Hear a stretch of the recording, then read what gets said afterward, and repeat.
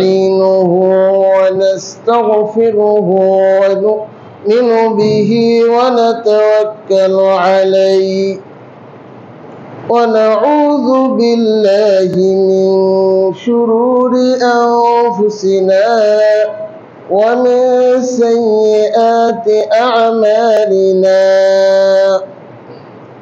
من يهد الله فلا مضل له ومن يضلله فلا هادي له أشهد أن لا إله إلا الله وحده لا شريك له وأشهد أن محمدا عبده ورسوله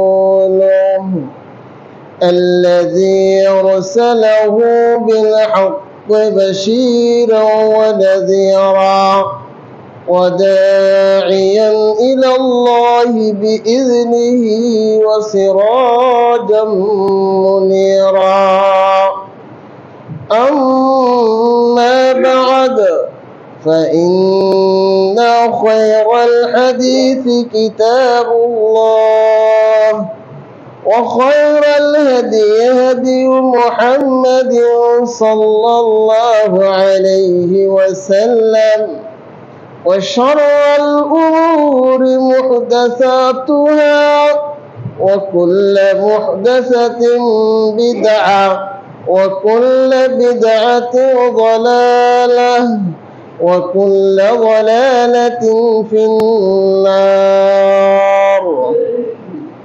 وقد قال الله تعالى في كلامه المجيد فإذا قرأت القرآن فاستعذ بالله من الشيطان الرجيم أعوذ بالله من الشيطان الرجيم فلما بلغ معه السعي قال يا بني إني أرى في المنام أني أذبحك فانظر ماذا ترى قال يا أبت افعل ما تؤمر ستجدني إن شاء الله من الصابرين فلما أسلما وتله للجبين وناديناه أن يا إبراهيم وقال رسول الله صلى الله عليه وسلم عن أبي هريرة رضي الله عنه قال قال النبي صلى الله عليه وسلم من كان له ساعة ولم يضحي فلا يقربن مصلنا رواه أحمد।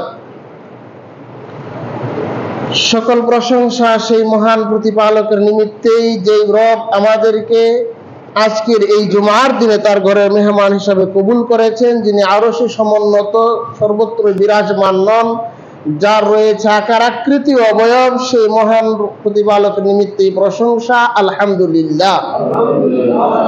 দুরূদ ও সালাম বর্ষিত হোক বিশ্ব নবী, মানবতার মুক্তির দিশারি সাইয়্যিদুল মুরসালিন শাফিউল মুজরিমিন রাহমাতাল লিল আলামিন, যিনি হায়াতুন নবী নন, নূরের তৈরি নন, মাটির তৈরি একজন মানুষ ছিলেন আমাদের মতোই, পার্থক্য শুধু ওহী আসা। যিনি কিয়ামতের দিন একমাত্র নবী হিসেবে উম্মতের মুক্তির জন্য ব্যতিব্যস্ত থাকবেন, যার আগমন নবীদের মধ্যে সবার শেষেই জান্নাতে যাবে সবার আগে, তার হাতেই জান্নাতের চাবি থাকবে, জান্নাতের দরজা তিনি খুলবেন। অতঃপর তার উম্মত জান্নাতে ঢুকবে, এরপর অন্য অন্য নবী এবং তার উম্মত জান্নাতে ঢুকবে। সেই নবীর প্রতি দুরূদ ও সালাম বর্ষিত তিনি হলেন নবী মুহাম্মদুর রাসূলুল্লাহ সাল্লাল্লাহু আলাইহি ওয়াসাল্লামের প্রতি। অসংখ্য রহমতের দ্বারা বর্ষিত হোক তার অনুকরণ অনুসরণকারীদের প্রতি কিয়ামত কায়েম হওয়া পর্যন্ত, আল্লাহুম্মা আমিন। উপস্থিত সমবেত মুসলিম کرام, কুরআনুল কারীম থেকে বেশ কয়েকটি আয়াত তেলাওয়াত করেছি। রাসূলুল্লাহ সাল্লাল্লাহু আলাইহি ওয়াসাল্লামের অসংখ্য হাদিসের মধ্যে একটি হাদিসের অংশ বিশেষ পেশ করেছি। আল্লাহ রাব্বুল আলামিন তৌফিক প্রদান করেন আমাকে, তাহলে এই আয়াত এবং হাদিসকে কেন্দ্র করে নিয়ে আজকের জুমার খুতবার বিষয়বস্তু হচ্ছে কুরবানি। এই বিষয়ে বলার আগে আমরা গত জুমায় আলোচনা শুনছিলাম জিলহজ মাসের প্রথম 10 দিনের ফজিলত। এই 10 দিনের মধ্যে অন্যতম 2 দিন তথা কুরবানির দিন এবং ইয়াউমুল আরাফায় আগে উপস্থাপন করব ইনশাআল্লাহ। এই মাস সম্মানিত মাস, এটা সবারই জানা। আল্লাহ রাব্বুল আলামিন আসমান জমিন সৃষ্টি করার সূচনা লগ্ন থেকেই এই মাসের গণনা 12টি, তার মধ্যে 4টি হলো সম্মানিত মাস। 4টির অন্যতম মাস হচ্ছে এই জিলহজ মাস। জিলহজ মাসের চাঁদ ওঠার আগেই একটা বিশেষ করণীয় আমাদের রয়েছে। রাসূল সাল্লাল্লাহু আলাইহি ওয়াসাল্লাম বলছেন, মান আরাদা আইয়ুযাহিয়া, যে ব্যক্তি ইচ্ছা পোষণ করে কুরবানি করার জন্য, ওই ব্যক্তির করণীয় হচ্ছে ফালা ইয়াখুযুহুন্না মিন শা'রি ওয়াজফারিহি, ওই ব্যক্তি যেন চাঁদ ওঠার পর থেকে নিয়ে তার চুল লোম অবাঞ্ছিত লোম যেন না কাটে, তার মানে চাঁদ ওঠার আগেই কাটতে হবে। এটা হলো একটা করণীয়। জিলহজ মাসের অন্যতম দিন হচ্ছে আরাফার দিন। জিলহজ মাসের প্রথম 10 দিনের গুরুত্বপূর্ণ দিন আরাফার দিন। এই আরাফার দিন এর ফজিলত, বিশাল ফজিলতের কথা রাসূল সাল্লাল্লাহু আলাইহি ওয়াসাল্লাম বলেছেন। যেমন রাসূল সাল্লাল্লাহু আলাইহি ওয়াসাল্লাম বলেছেন যে আল্লাহর দিন ও নিয়ামত পরিপূর্ণ করে দিয়েছেন এই দিনে, আরাফার দিনে। মহানবী সাল্লাল্লাহু আলাইহি ওয়াসাল্লাম এর নবুয়তের শেষ দিকে বিদায় হজের ভাষণে যখন এই আয়াত নাজিল হলো, এই ঘোষণা দেওয়া হলো, আল ইয়াউমা আকমালতু লাকুম দীনাকুম ওয়া আতমামতু আলাইকুম নি'মাতি ওয়া রাদিতু লাকুমুল ইসলাম দীনা। আল্লাহ তাআলা ঘোষণা দিচ্ছেন যে এই দিন, আজকের এই দিনে আমি তোমাদের জন্য তোমাদের দিনকে, ধর্মকে, জীবন ব্যবস্থাকে পরিপূর্ণ করে দিলাম। আর কি হলাম? নি'মাতি ওয়া রাদিতু লাকুমুল ইসলাম, তোমাদের উপর আমার নিয়ামতকে পরিপূর্ণ করলাম এবং আমি তোমাদের এই ধর্ম সন্তুষ্ট হলাম। সম্মানিত সমবেত মুসলিম کرام, আল্লাহ রাব্বুল আলামিন বলছেন এই দিন ধর্ম পরিপূর্ণ করে দিয়েছেন ওই দিন। এই আয়াতের মাধ্যমে বোঝা যাচ্ছে, প্রমাণিত হচ্ছে এই দিনের মধ্যে নতুন কিছু ঢুকানো, কিছু কমানো, কিছু বাড়ানোর সুযোগ কোনো ব্যক্তির নাই, কোনো আইম্মায়ে কেরামের নাই, কোনো ফকির নাই, কারো কোনো অধিকার নেই এই দিনের মধ্যে কিছু বাড়ানো বা কমানো। এই আরাফার দিন এমন এক দিন যেই দিন কোরআন ও হাদিসকে চূড়ান্ত সংবিধান হিসাবে ঘোষণা দেওয়া হয়েছে।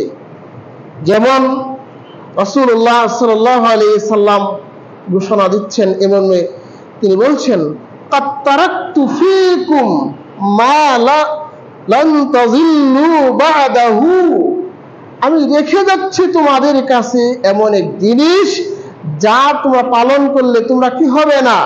পথভ্রষ্ট হবে না। সেই জিনিসটা কিভাবে ধরতে বলছেন? ইতাসাইতুম বিহি কিতাবাল্লাহ, তোমরা মারির দাঁত দিয়ে শক্ত করে মজবুত করে আঁকড়ে ধরবে। তার মানে আমি আমাদের এই দাঁত দিয়ে মুখের কোনো কামড় দিয়ে ধরেন তাহলে এটা ছুটার সম্ভাবনা রয়েছে।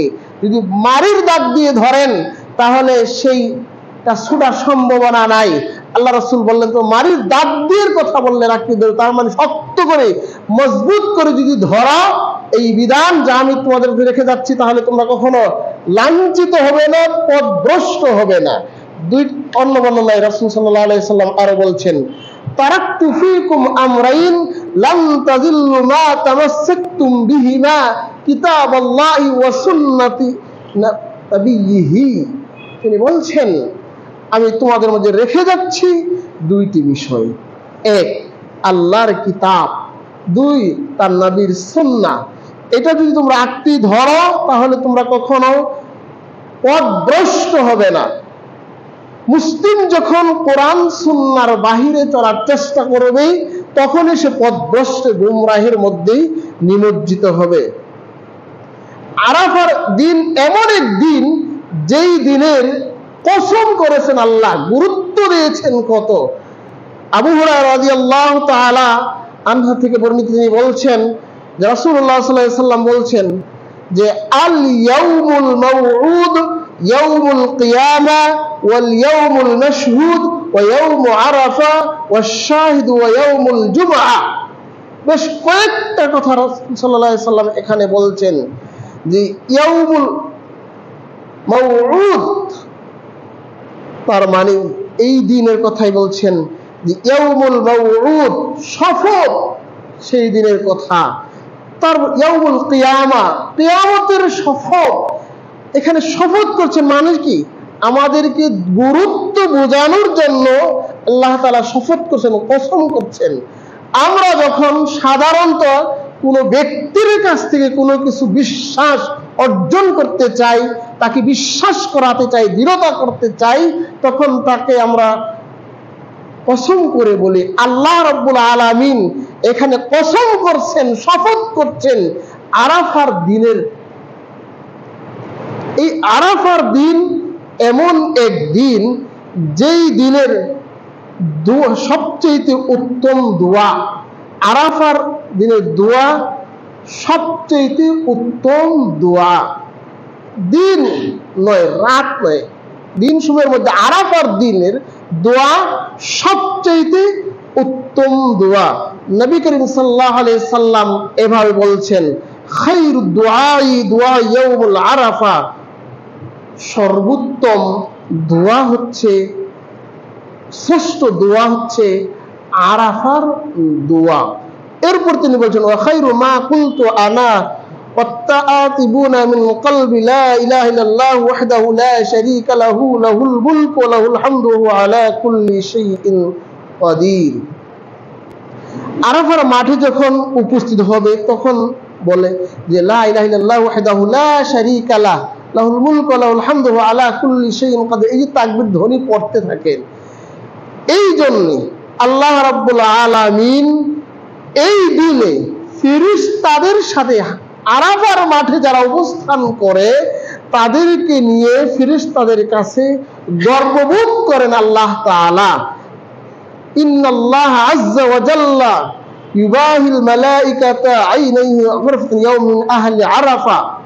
আরাফার মাঠে যারা অবস্থান করে তাদেরকে লক্ষ্য করে আল্লাহ ফেরেশতাদের কাছে গর্ববোধ করতে থাকেন এবং বলতে থাকেন উনজুরু ইলা আবদি ইবাদি, তোমরা লক্ষ্য করো, তাকাও আমার এই বান্দাদের দিকে যারা আজকে আমাকে না দেখেই আমার সন্তুষ্টির জন্য এখানে উপস্থিত হয়েছে। আতুনি শাবান গুবারা, তাদের দেখো, তাদের চুলগুলো এলোমেলো, কত কষ্ট করে এখানে উপস্থিত হয়েছে। তাকাও, দেখো, তোমরাই তো নিষেধ করেছিলে এদেরকে সৃষ্টি করতে, আজকে দেখো আমাকে না দেখি আজকে এখানে উপস্থিত হয়েছে আমার নির্দেশ পালন করার জন্য। যখন এই কথা বলার পরে ফেরেশতাদেরকে লক্ষ্য করে আল্লাহ তাআলা বলতে থাকেন, আচ্ছা বলো তো এখানে আমি এদেরকে কি করতে পারি, এদেরকে আমি কি করতে পারি? তখন ফেরেশতারা বলেন, আল্লাহ আপনিই তো ভালো জানেন কি করবেন। তখন আল্লাহ আবার ফেরেশতাদেরকে লক্ষ্য করে বলেন যে আমি তোমাদেরকে সাক্ষী রেখে বলছি, আমার ইজ্জতের, আমার বরত্বের কসম করে বলছে, যারা এখানে উপস্থিত হয়েছে তাদের জীবনের সব পাপ আমি আল্লাহ ক্ষমা করে দিলাম। সম্মানিত উপস্থিতি, জীবনের সকল পাপ ক্ষমা করলেন এই দিন কাদেরকে? যারা আরাফার মাঠে উপস্থিত হবে তাদের সকল পাপ ক্ষমা করবেন। কিন্তু যারা আরাফার মাঠে উপস্থিত রয়েছে তাদের জন্য করণীয় কি? তারা তো আরাফার মাঠে যে দোয়া করবেন, আল্লাহ তাআলা সেই দোয়াই কবুল করে নেবেন। সুবহানাল্লাহ। যেই দোয়া করবেন আল্লাহ তাআলার কাছে সেই দোয়াই কবুল করবেন। আরাফার বাহিরে যারা রয়েছে তাদের কি পাওনা ওই দিনের জন্য? রাসূল সাল্লাল্লাহু আলাইহি সাল্লাম বললেন, সিয়ামু ইয়াউম আরাফা আহতাসিবু আলাল্লাহি আইয়ুকাফফিরা আস-সানাতা আল্লাতী ক্বাবলাহু ওয়াল্লাতী বা'দা। আমি আল্লাহ তাআলার কাছে আশা পোষণ করতেছি যে এই একদিনের সিয়াম, আরাফার দিনের সিয়াম প্রতিদান হবে কি? পূর্বের 1 বছরের গুনাহের কাফফারা এবং পরবর্তী 1 বছরের গুনাহের কাফফারা, মোট 2 বছরের গুনাহের কাফফারা হবে এই একদিন সিয়াম পালন করলে, আরাফার দিন। সেখানে যারা আরাফায় থাকবে তারা দোয়া করবে, তাদের দোয়া কবুল করবেন। আরাফার বাহিরে যারা থাকবে তারা সিয়াম পালন করবেন। এই সিয়াম অবস্থাতে যদি কোনো ব্যক্তি দোয়া করেন আল্লাহ তাআলা সেই দোয়া কবুল করেন। এই যে আরাফার বাহিরে যারা অবস্থান করবে তারা সিয়াম পালন করবে, সিয়ামরত অবস্থায় আল্লাহ তাআলার কাছে দোয়া করবে, আল্লাহ তাআলা সেই দোয়া কবুল করে নেবেন। সম্মানিত উপস্থিতি, আমরা আরাফার দিনে যেন সিয়াম পালন করি। আল্লাহ আমাদের তৌফিক দান করুন, আমিন। এই 10 দিনের অন্যতম দিন হচ্ছে ইয়াউমুন নাহার তথা কুরবানির দিন। ইয়াউমুন নাহার, কুরবানির দিন কত গুরুত্বপূর্ণ মর্যাদাবান দিন। রাসূল সাল্লাল্লাহু আলাইহি সাল্লাম বললেন, এই দিন হচ্ছে হজের বড় দিন। এই দিন হচ্ছে হজের জন্য বড় দিন। উমর ইবনুল খাত্তাব রাদিয়াল্লাহু তাআলা আনহু থেকে বর্ণিত, তিনি বলছেন, আন্না রাসূলুল্লাহ সাল্লাল্লাহু আলাইহি সাল্লাম ওয়াকাফা ইয়াউমুন নাহরি বাইনা জামারাতি ফিল হুজ্জাতি ফিল হজ্জ আল্লাতী হাজ্জা ফাকালা আইয়ু ইয়াউমিন হাযা। তিনি বলছেন যে জিলহজ মাসের 10 তারিখে নহরের দিন তথা কুরবানির দিন, এই দিন 3টি জামারার মধ্যস্থলে কঙ্কর মারতে হয়। এবার সাহাবী প্রশ্ন করলেন, জিজ্ঞেস করলেন, এটি কেন দিলেন? তখন রাসূল সাল্লাল্লাহু আলাইহি সাল্লাম বললেন যে এটা হলো সবচাইতে বড় দিন, মর্যাদাপূর্ণ দিন, এই জন্যই এই ব্যবস্থা আল্লাহ তাআলা করেছেন। এই দিন তথা কুরবানির দিন আল্লাহর নিকট মহান দিন। রাসূল সাল্লাল্লাহু আলাইহি সাল্লাম বলেন, ইন্না আ'জামাল আইয়ামি ইনদাল্লাহি তাবারাকা ওয়া তাআলা ইয়াউমুন নাহর। নিশ্চয়ই আল্লাহ তাআলার কাছে সবচাইতে মর্যাদাবান গুরুত্বপূর্ণ দিন হচ্ছে দিন সমূহের মধ্যে কুরবানির দিন। সুম্মা ইয়াউমুল কররি, এরপরে হচ্ছে ইয়াউমুত তাশরিক এর দিন। তো এই যে এখানে পাওয়া গেল দিনের কথা, কোন দিন? কুরবানির দিন। এই কুরবানির দিনের কথা আমরা পেলাম অত্র হাদিসে। সম্মানিত উপস্থিতি, এই কুরবানি আমাদের সামনে সমাগত। কুরবানি কাকে বলে এটা আগে জানি। কুরবানি কাকে বলে? কুরবানি শব্দটি কুরবুন ধাতু থেকে উৎপত্তি, যার শাব্দিক অর্থ হচ্ছে নৈকট্য লাভ করা, সন্তুষ্টি অর্জন করা। সেই নৈকট্য লাভ করা তথা সন্তুষ্টি অর্জন করা আর বিভিন্ন পন্থা রয়েছে। যেমন বলা হয়ে থাকে, as-salatu qurbanu likulli taqiyyin। সালাত প্রতিটি ব্যক্তির, পরহেজগার ব্যক্তির জন্য আল্লাহর নৈকট্য লাভ করা একটা মাধ্যম। রাসূল সাল্লাল্লাহু আলাইহি সাল্লাম বলেছেন, তাকাররাবা ইলাইয়া আবদি বিন নওয়াফিল। নফল ইবাদতের মাধ্যমে আমার বান্দা আমার নৈকট্য লাভ করে বেশি। যেমন এই যে আজকে জুমার দিন, এই দিনের ফজিলতের কথা রাসূল সাল্লাল্লাহু আলাইহি সাল্লাম বলছেন, মান রাহা ফিস সাআতিল উলা ফাকাআন্নামা কাররাবা বুদনাতান। যে ব্যক্তি জুমার দিন গোসল করলো, অতঃপর সুন্দর জামা কাপড় পরে মসজিদে আসলো, প্রথম ধাপ মসজিদে উপস্থিত হলো, ওই ব্যক্তি যেন একটি উট কুরবানির সমপরিমাণ নেকি পাইল। সুবহানাল্লাহ। এখানে একটা বিশেষ কথা যে মসজিদে একজন প্রথম ঢুকছে, সেই তো কুরবানির উট কুরবানির সওয়াব পাবে, আমরা এভাবেই বুঝি। আসল বিষয়টা এরকম ভাবে নয়। স্তর, প্রথম স্তরে যারা ঢুকবে, যেমন ধরে নিতে পারি, ধরেন সকাল 8টা থেকে 10টা পর্যন্ত একটা টাইম, এই টাইমের মধ্যে যারা ঢুকবে এরা সবাই কুরবানির সওয়াব পাবে। এর পরের টাইমে যারা ঢুকবে তারা গরু কুরবানির সওয়াব পাবে। এইভাবে চলে আসবে। আমরা বুঝি যে একজন ঢুকলো একজনই পাইলো, না, এমনটা নয়। এক দরজা দিয়ে যে 100 জন না, 1000 যতজন ঢুকবে প্রত্যেকেই উট কুরবানির সওয়াব পাবে ওই সময়ের প্রথম ধাপে যারা আসবে। দ্বিতীয় ধাপে যারা আসবে তারা গরু কুরবানির সওয়াব পাবে। যা হোক, আমরা যে কুরবানির ইতিহাস কুরবানি করি, এর গোড়াপত্তন চালু হয় কোথায় থেকে? মূলত কোরবানির গোড়াপত্তন চালু হয় আমাদের আদি পিতা হযরত আদম আলাইহিস সালাতু ওয়াস সালামের 2 সন্তান হাবিল ও কাবিলের কোরবানি থেকেই শুরু।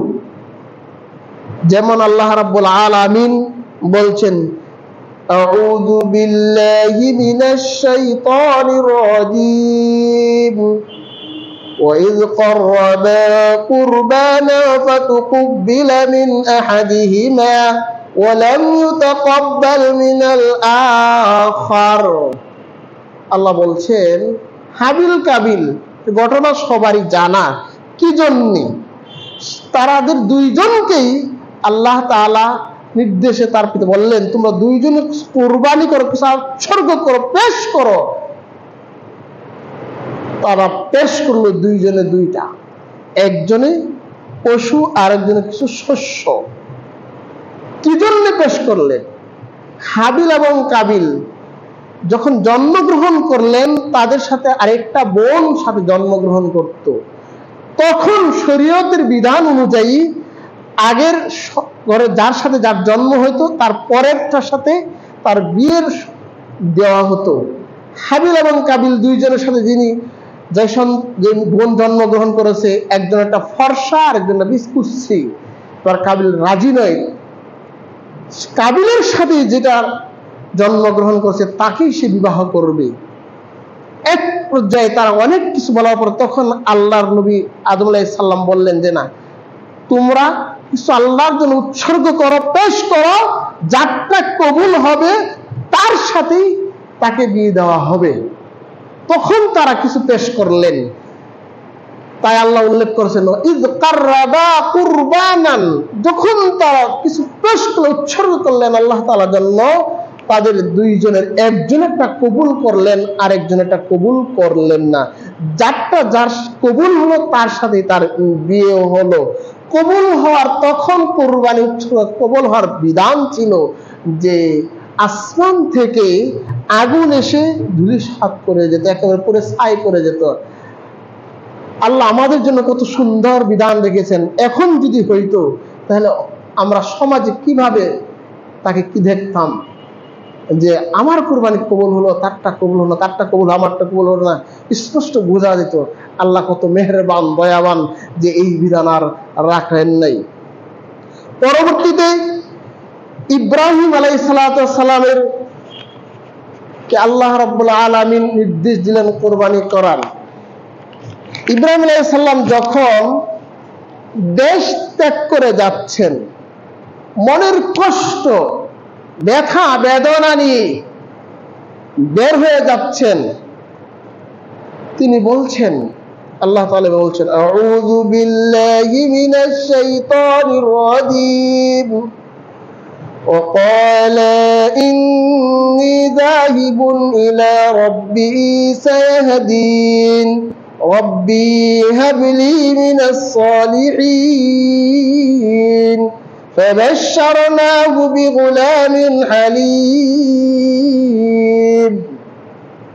তিনি মনের দুঃখে যাচ্ছেন যখন দেশ ছেড়ে, তখন আজকে আমার যদি একটা সন্তান থাকতো, অন্তত পক্ষে তাওহীদের জন্য আমার সাথে কাজ করতে পারতো, এই মনে কষ্ট দোয়া।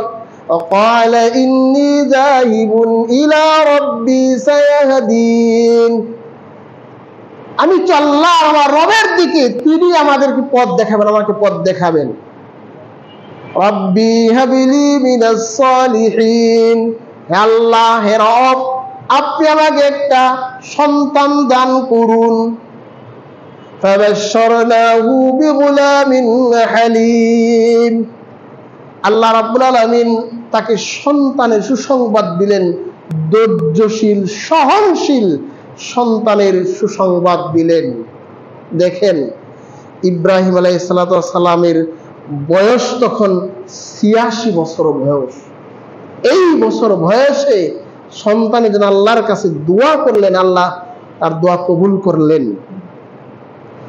যখন সন্তান হলো, সন্তান হওয়ার পরে এই সন্তান ধীরে ধীরে বড় হতে লাগলো। বড় কতটুকু বড় হলো? ফালাম্মা বালাগা মা'হুস সা'য়া ক্বালা ইয়া বুনাইয়া ইন্নী আরা ফিল মানাম আন্নী আযবাহুকা ফানজুর মাযা তারা ক্বালা ইয়া আবাতি ফা'আল মা তু'মার সাতাজিদুনি ইনশাআল্লাহু মিনাস সাবিরিন। যখন একটু দৌড়াদৌড়ি করতে পারে, হাঁটাচলা করতে পারে, মানে দৌড়াদৌড়ি করা, এমন একটা বয়সে উপনীত হয়েছে, তখন আল্লাহ বললেন কুরবানি করতে হবে।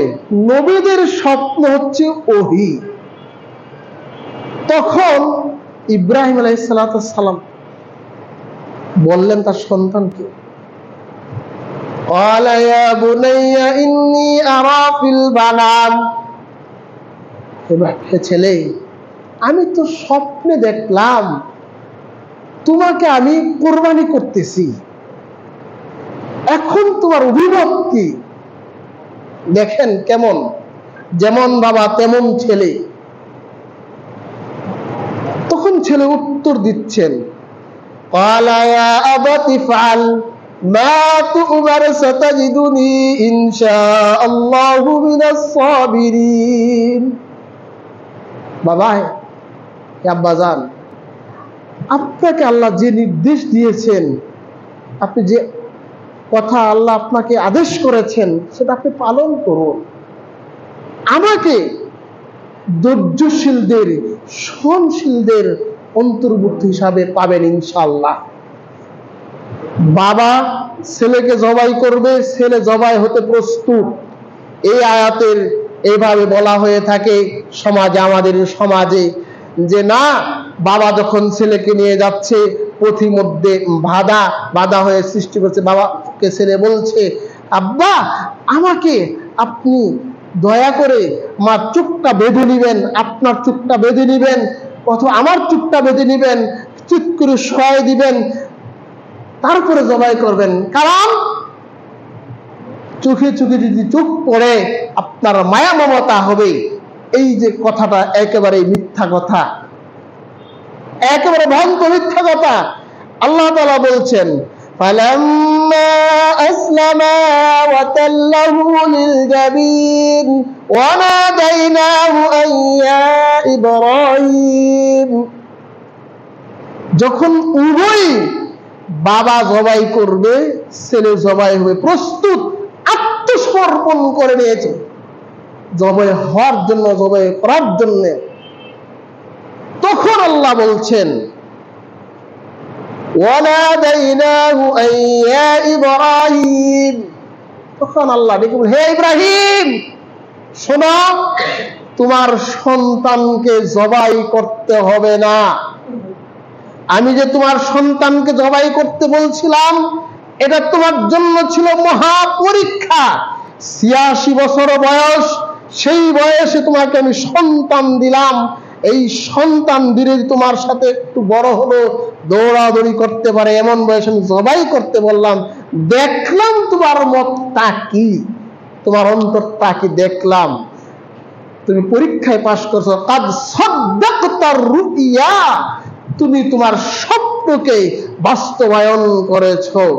ইন্না কাযালিকা নাজজিল মুহসিনিন, আমি এইভাবেই সৎকর্মশীলদেরকে পুরস্কার দিয়ে থাকি। ইন্না হাযা লাহুয়াল বালাউল মুবিন, এটা ছিল স্পষ্ট মহা পরীক্ষা।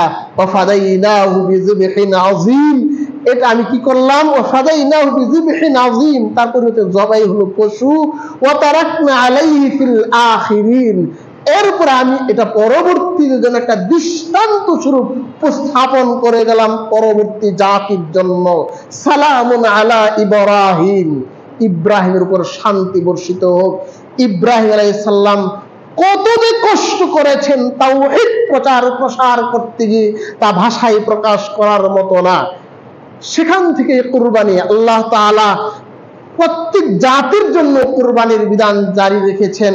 আল্লাহ তাআলা বলছেন, ওয়ালিকুল্লি উম্মাতিন জাআলনা মানসাকান ইয়াযকুরু আসমাল্লাহি আলা মা রাযাকাহুম মিন বাহিমাতিল আনআম, আমি প্রত্যেক জাতির জন্য কুরবানির বিধান জারি রেখেছি, যাতে করে তারা চতুষ্পদ জন্তু জবাই করার সময় আমার নাম উচ্চারণ করে।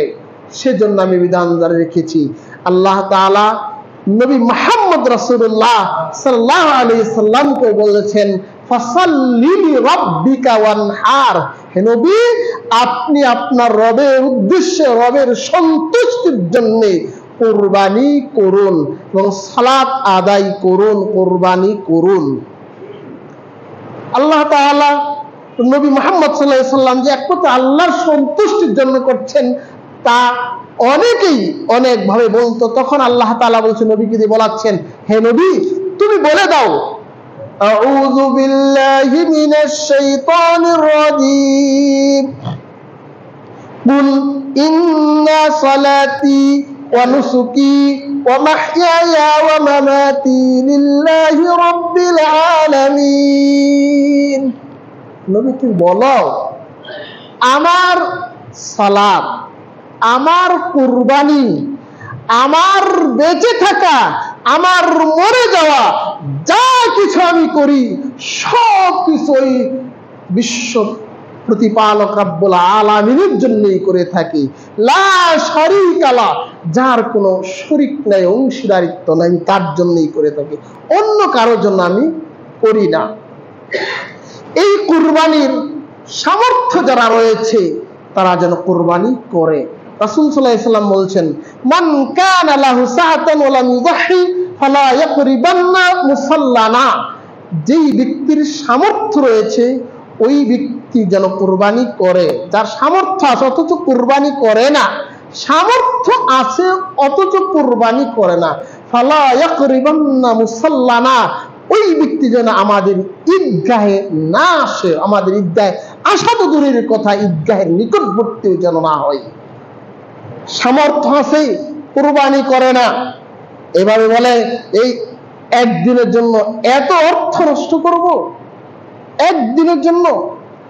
রাসূল বললেন, প্রত্যেক বছর প্রত্যেক পরিবারের পক্ষ থেকে একটি করে কুরবানি করার নির্দেশ দিলেন রাসূল সাল্লাল্লাহু আলাইহি সাল্লাম।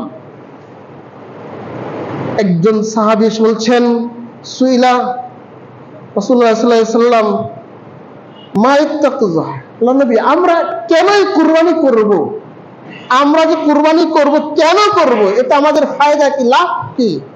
রাসূল সাল্লাল্লাহু আলাইহি সাল্লাম বললেন, সুন্নাতা আবিকুম ইব্রাহিম, এটা হলো তোমাদের পিতা ইব্রাহিম আলাইহিস সালাতু ওয়াস সালামের সুন্নাহ, এই জন্য তোমরা করবা। কি ধরনের পশু কুরবানি করবে? রাসূল সাল্লাল্লাহু আলাইহি সাল্লাম বললেন, লা তাযবাহু ইল্লা বিমুসিন্না, তোমরা কুরবানির পশু জবাই করবে না, নির্বাচন করবে ওই পশু যেটা মুসিন্না নয়। অর্থাৎ মুসিন্না বলা হয় তাকে যে পশুর দুধ দাঁত পরে নতুন দাঁত যখন গজায়, এটাকে বলা হয় মুসিন্না। এই মুসিন্না ব্যতীত তোমরা কুরবানি করবে না। এরপর তিনি বলছেন, যদি কারো জন্য একেবারেই কষ্টকর হয়, 10 তারিখ পাইল না, 11 তারিখও পাইল না, 12 তারিখ পাচ্ছে না, কুরবানি করবে কিন্তু দাঁতিল পশু আর তার নাই, ওই ক্ষেত্রে তার জন্য চলবে, নচেত তার জন্য চলবে না দাঁতিল পশু ছাড়া। কুরবানির পশু কেমন হতে হবে? রাসূল সাল্লাল্লাহু আলাইহি ওয়াসাল্লাম বললেন যে আনিল বারা ইবনে আযিব রাদিয়াল্লাহু তাআলা আনহু ফাআশারা বিয়াদিহি, রাসূল সাল্লাল্লাহু আলাইহি ওয়াসাল্লাম ইশারা করলেন হাত দিয়ে 4টা বিষয় থেকে। কুরবানির পশু খুব ভালো করে দেখে নিন 4টা বিষয়। 4টার একটা হলো আল উরজা উবাইনুন, স্পষ্ট খুরা, লেংরা, হাঁটতে পারে না, হাঁটতে কষ্ট হয় এমন। এরপরে বললেন তার চোখগুলো খুব ভালো করে দেখে নিবি, জীর্ণ শীর্ণ এমন পশু যা রুগ্ন, এই পশু দিয়ে কুরবানি হবে না, আমরা নির্বাচন করবে না। আর কি?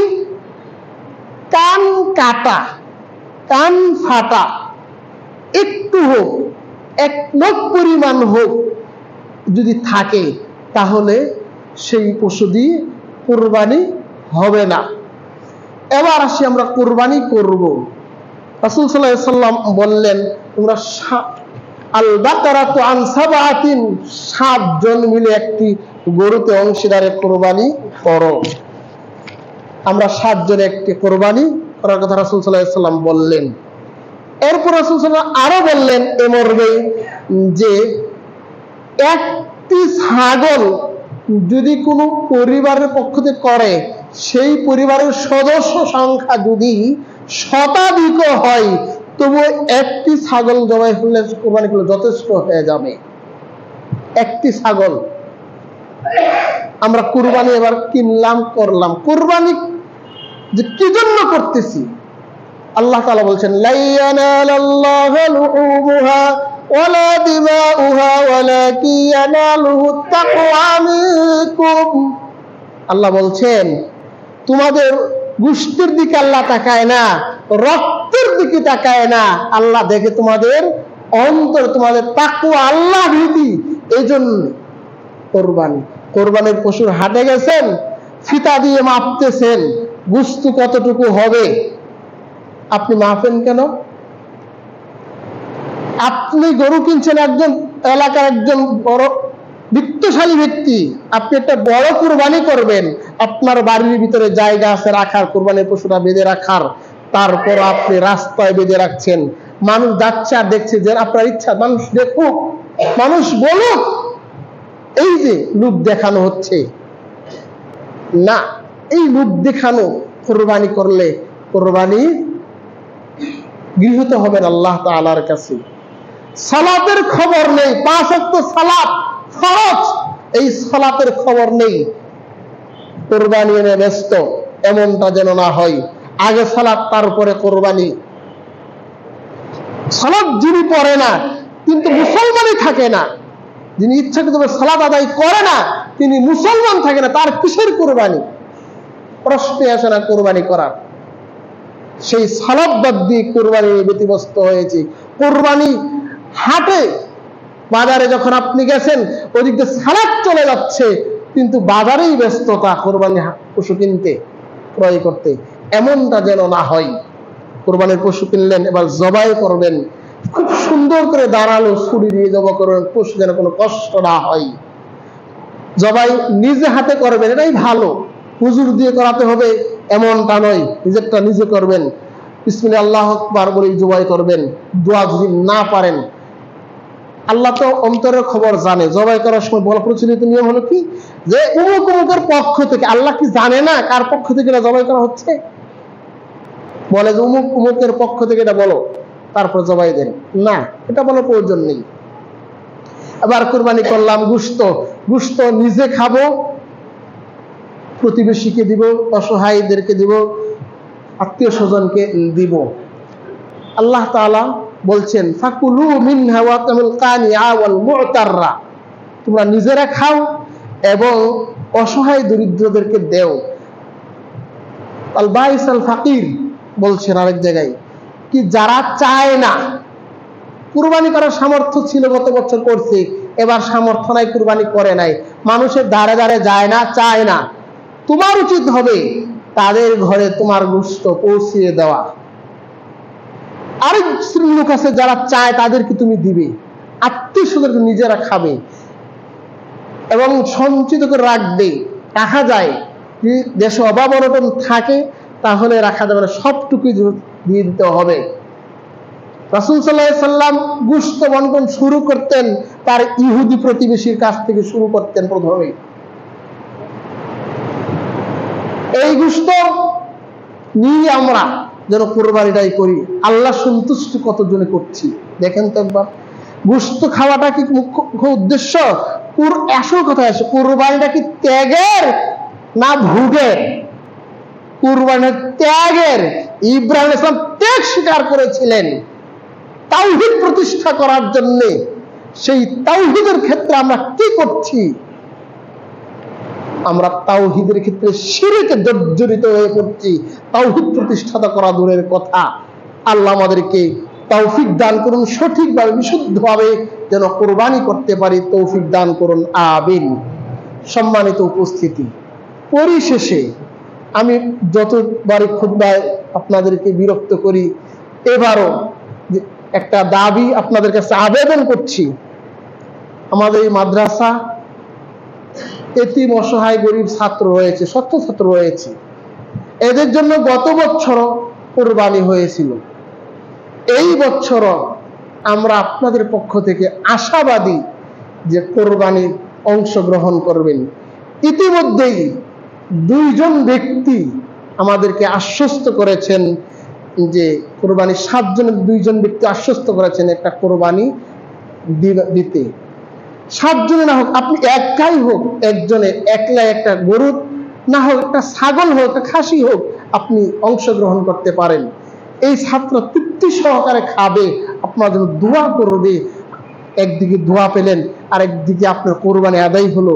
তো আমরা যাদের সামর্থ্য রয়েছে তারা 7 ভাগের 1 ভাগ হোক অথবা একা একটা হোক, কুরবানি অংশগ্রহণ করবেন। আল্লাহ আমাদেরকে তৌফিক দান করুন, আমিন সুম্মা আমিন।